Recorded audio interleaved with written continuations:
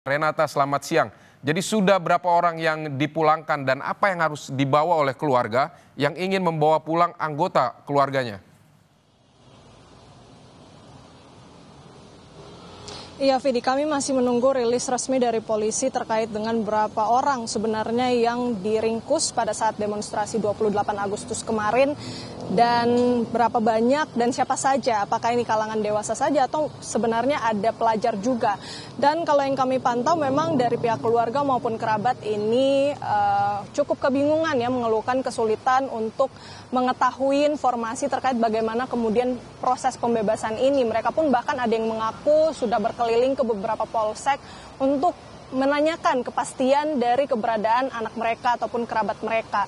Dan baru saja kemudian ia mengetahui dan datang langsung ke Polda Metro Jaya untuk kemudian mengurus pemulangan atau pembebasan dari anak ataupun kerabat mereka.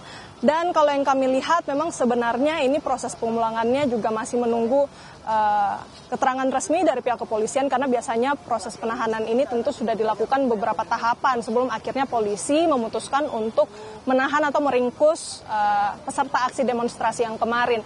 Kalau yang saya tanya-tanya ke beberapa anggota keluarga ataupun kerabat dari peserta aksi yang diamankan ataupun diringkus, ini mereka mengatakan bahwa mereka ada yang diringkus dari beberapa titik eskalasi, misalnya ada yang dari Gatot Subroto, kemudian juga ada yang di Pejompongan dan Selipi. Jadi kami masih menunggu sebenarnya tahapan-tahapan apa yang dilakukan oleh polisi, apa yang kemudian menyebabkan mereka harus ditahan, dan apakah ada eskalasi lebih lanjut, apakah ada penetapan tersangka atau seperti apa sebenarnya proses penahanan ini ataupun peringkusan ini. Kalau dari berkaca dari beberapa peristiwa yang terjadi, misalnya pada tanggal 25 Agustus lalu, beberapa peserta aksi ini juga sempat diringkus, ada total sebanyak 351 orang, dan juga ada sebagian yang sudah dibebaskan berdasarkan keterangan dari polisi. Rinciannya ada 155 orang dewasa, sementara 196 orang lainnya ini dari kalangan anak-anak. Kalau yang saya saksikan juga, kalau yang hari ini memang mereka datang dari berbagai kalangan. Ada yang dari orang dewasa, kemudian ada yang dari pelajar, dan mereka dijemput langsung oleh orang tua ataupun kerabat mereka. Namun mereka ya pada saat datang mengeluhkan kesulitan terkait dengan informasi keberadaan dari anak mereka.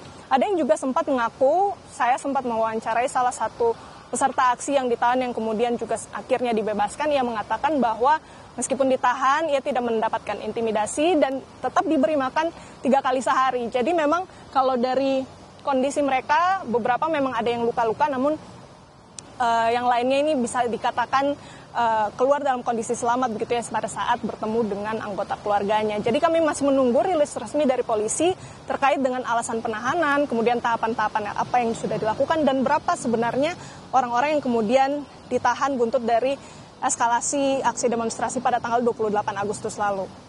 Baik, Renata Panggalo, terima kasih untuk laporan Anda dari Polda Metro Jaya.